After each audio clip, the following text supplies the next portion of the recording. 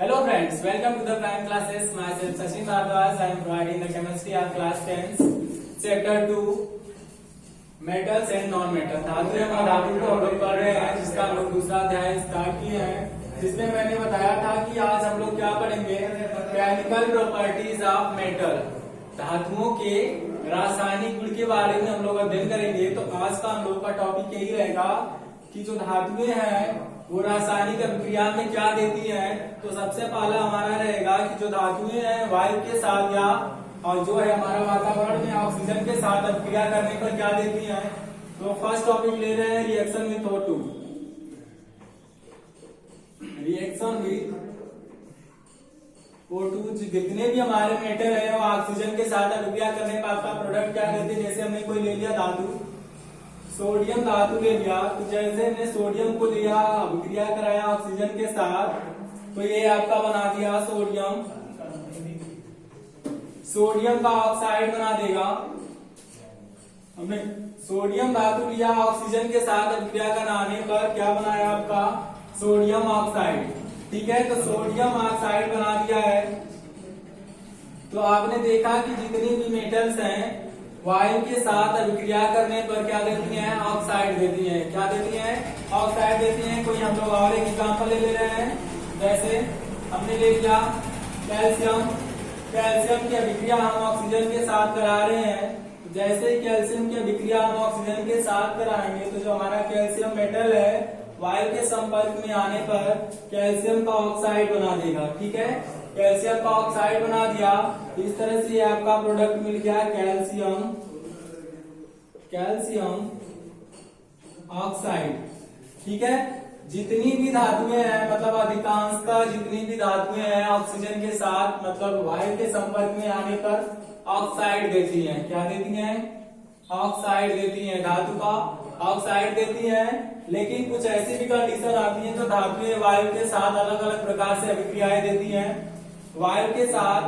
ठीक है, अब हम लोग इसके जो है ना वायु के साथ अभिक्रिया करने पर अलग अलग प्रकार की जो अभिक्रियाएं देती हैं कि कौन कौन सी धातुएं हैं जो वायु के साथ अभिक्रिया सीधे नहीं करती हैं, उसके बारे में अध्ययन करेंगे। तो फर्स्ट है हमने ले लिया सोडियम और जो पोटेशियम है ये वायु के साथ डायरेक्ट अभिक्रिया नहीं करती है। यदि हम इसको वायु में खुला छोड़ देते हैं तो ये वायु में अगर इसे हम खुला छोड़ देंगे, वायु में खुला छोड़ने पर, वायु में खुला छोड़ने पर ये क्या करती है, आग पकड़ लेती है,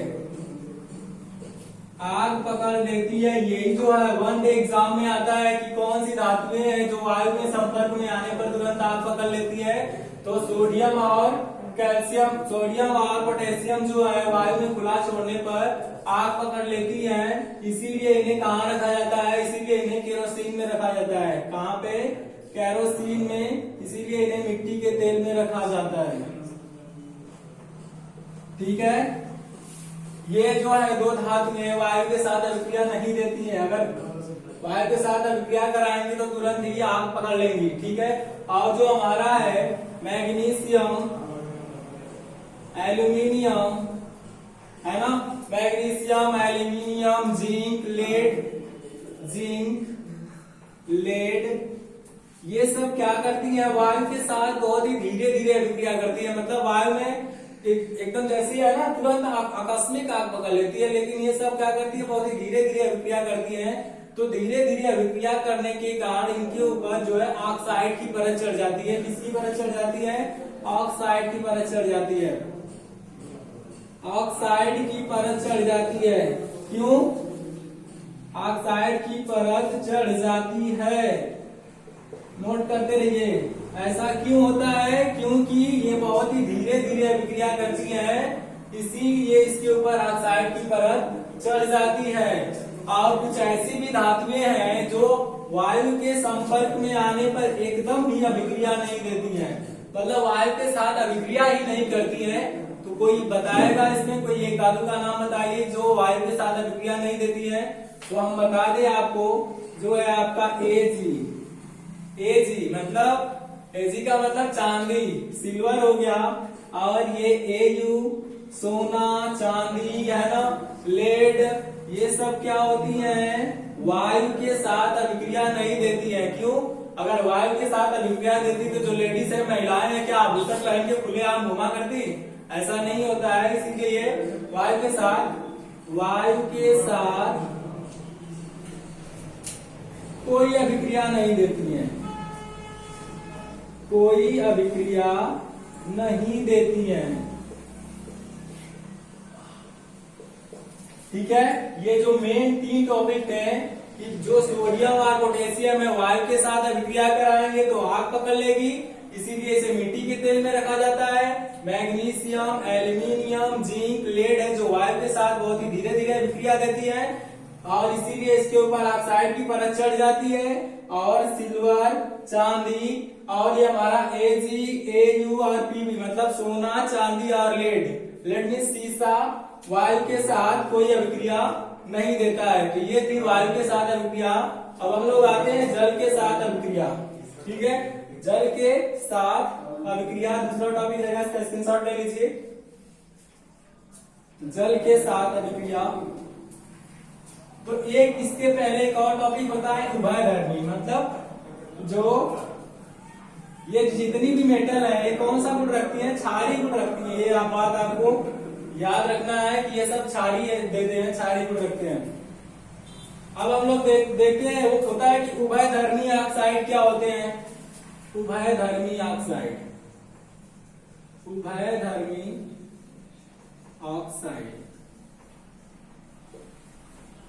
वे ऑक्साइड जो अम्ल और क्षार दोनों के साथ अभिक्रिया देंगे। अम्ल और क्षार, अम्ल और क्षार दोनों के साथ अभिक्रिया देते हैं, दोनों के साथ रिएक्शन करते हैं, क्या कहलाते हैं, उभयधर्मी ऑक्साइड कहलाते हैं। उभयधर्मी ऑक्साइड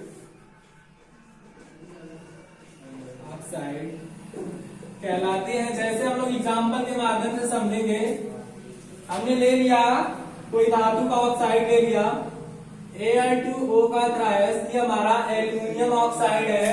एल्यूमिनियम ऑक्साइड को जैसे ही आप अम्ल के संपर्क में लाएंगे तो ये अम्ल के साथ भी अभिक्रिया देता है। तो ये अभिक्रिया करके आपका AlCl3 एल्यूमिनियम क्लोराइड या आपसे एल्यूमिनियम ट्राइक्लोराइड भी कह सकते हैं और जल देता है।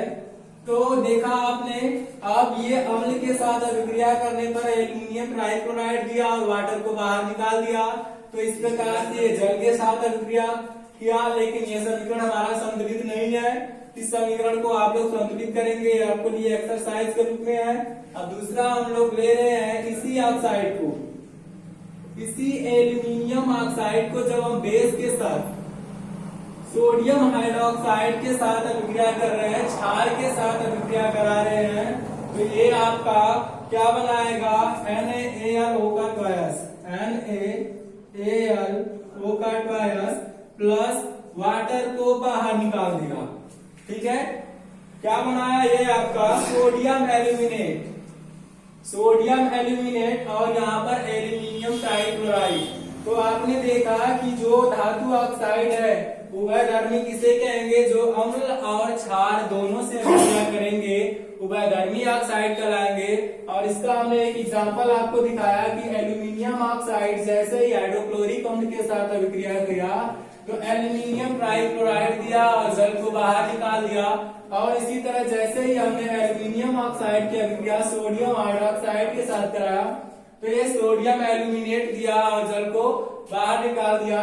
तो इस प्रकार से जो दोनों को के साथ अभिक्रिया देंगे, ऐसे ऑक्साइड जो अम्ल और क्षार दोनों के साथ अभिक्रिया देते हैं उभयधर्मी ऑक्साइड कहलाते हैं। तो इस बात को नोट कर लीजिए। हम अब आ रहे हैं सेकेंड टॉपिक पर। हमने हवाई के साथ अभिक्रिया कर लिया, अब हम करेंगे जल के साथ reaction with water. Reaction with water क्या है, मेटल वायु के संपर्क में आने पर, जैसे हमने ले लिया ये मेटल है हमारी, जैसे ही वाटर के संपर्क में आएगी क्या बनाएगी, ये आपका मेटल ऑक्साइड बना देगी। और मेटल ऑक्साइड बनाने के बाद हाइड्रोजन गैस को बाहर निकाल देगी। Metal oxide plus hydrogen gas को रिमूव कर देगी। तो मेन आपको क्या देखना है कि जितने भी आपको कॉम्पिटिटिव लेवल में एग्जाम में पूछेगा कि धातुएं जल के साथ अभिक्रिया करने पर कौन सी गैस निकालती है, ऑप्शन में दे देगा ऑक्सीजन, हाइड्रोजन, कार्बन। तो आपका सही क्या होना चाहिए, हाइड्रोजन गैस। जितनी भी धातुएं हैं मतलब अधिकांशतः धातुएं वायु जल के साथ अभिक्रिया करने पर जल को बाहर निकालती है। तो हम एग्जाम्पल के माध्यम से समझते हैं। मेटल ले लिया हमने सोडियम, अभिक्रिया करा दिया वाटर के साथ, तो ये आपका क्या बनाएगी NaOH मेटल ऑक्साइड न, तो सोडियम हाइड्रोक्साइड हो गया। और उसके बाद क्या निकालेगी, कौन सी गैस, हाइड्रोजन गैस को विस्थापित कर देगी। ठीक है, तो इस तरह से आपने देखा कि मेटल का ऑक्साइड बनाया और हाइड्रोजन गैस को बाहर निकाल दिया। एक और एग्जांपल ले रहे हैं, जैसे कैल्शियम ले लिया। कैल्शियम की अभिक्रिया जैसे ही हम वाटर के साथ कराएंगे तो कैल्शियम का ऑक्साइड बनाएगा और हाइड्रोजन गैस को बाहर निकाल देगा। कैल्शियम ऑक्साइड, कैल्शियम हाइड्रोक्साइड, और उसके बाद हाइड्रोजन गैस बाहर निकल जाएगा। तो देखा आपने, बहुत ही आसानी के साथ आप लोगों को समझ में आने वाला है सभी टॉपिक। बस वीडियो के साथ बने रहिए। ठीक है, तो इसका नाम क्या हो गया, कैल्शियम हाइड्रोक्साइड। कैल्शियम हाइड्रोक्साइड जैसे हमने पढ़ा है ना इसमें कि जो धातुएं हैं, कुछ धातुएं वायु के साथ अभिक्रिया नहीं करती हैं, कुछ करती हैं। तो अब जल के साथ भी कुछ अभिक्रिया अधिकांशतः हाइड्रोजन गैस निकाल देती हैं, लेकिन कुछ ऐसी भी धातुएं जो जल के साथ भी अभिक्रिया नहीं देती हैं। तो चलिए आइए हम लोग उनके बारे में अध्ययन करते हैं। अब चलिए देखिए, जैसा कि हमने कहा कि मेटल जो है ना जल के साथ कुछ ऐसी भी धातुएं होती है जो अभिक्रिया ही नहीं करती हैं, और कुछ क्या होती हैं अभिक्रिया करती हैं। तो जो हम उसके आपको एक डायग्राम के माध्यम से समझा दे रहे हैं, क्योंकि डायग्राम आसानी के साथ समझ में आता है। तो इसीलिए मैं आपको एक फिगर के माध्यम से समझा दे रहा हूं ताकि आपको समझने में आसानी होगी और आसानी के साथ आप समझ लेंगे।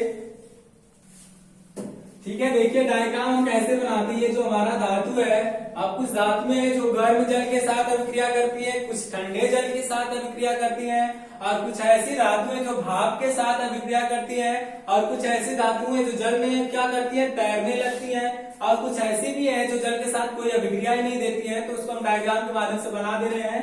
आप लोग समझ लीजिएगा कि जो आप भाई गर्म जल के साथ कौन सी धातु अभिक्रिया करती है, गर्म जल के साथ अभिक्रिया।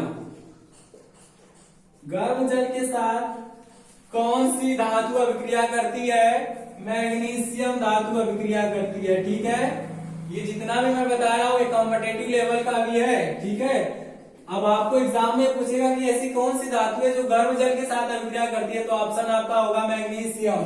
और ठंडे जल के साथ कौन सी धातु अभिक्रिया करती है, ठंडे जल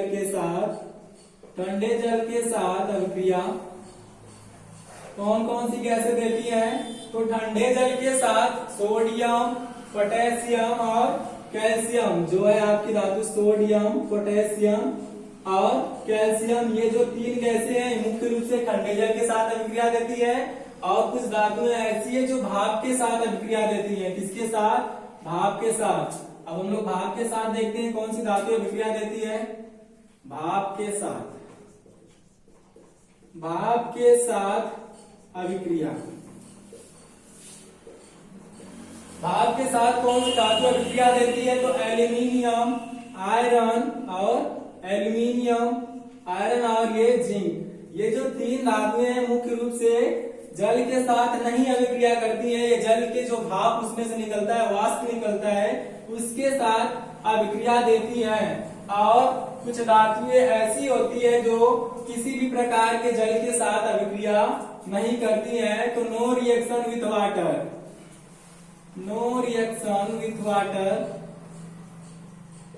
जल के साथ कोई भी अभिक्रिया नहीं देती है। तो कौन कौन सी है, सोना, चांदी, सीसा और कॉपर। सोना, चांदी, सीसा और कॉपर जो जल के साथ कोई अभिक्रिया नहीं देती है। तो ये थे आपके जो धातुओं के साथ मुख्य रूप से जल के साथ जो अभिक्रिया करती हैं, कौन कौन सी नहीं अभिक्रिया करती हैं। तो आशा करते हैं कि आपको वीडियो पसंद आया होगा। तो इसी तरह मेरे वीडियो के साथ बने रहिए, लाइक करते रहिए, सब्सक्राइब करते रहिए। Thank you.